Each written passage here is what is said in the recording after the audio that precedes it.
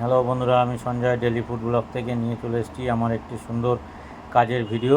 দেখো এখানে কি কি রান্না হয়েছে, পুরো কি কি মেনু হয়েছে সবই তোমাদেরকে শেয়ার করব, তোমাদের সামনে তুলে ধরবো। তা যা গরম পড়েছে সবাই সাবধানে থেকো। সত্যি কথা বলতে এই যা রোদের তাপ, এমনি অবস্থা খারাপ হয়ে যাচ্ছে। তা অনুষ্ঠান বাড়ির খাবার মেনুগুলো তোমাদের সাথে শেয়ার করছি। দেখো এটা হচ্ছে চিকেন কষা, ডাল মাখানি, এটা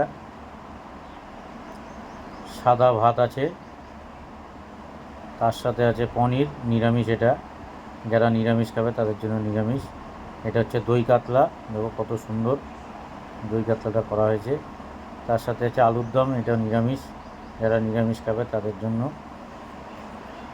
আর আছে চাটনি, আছে এখানে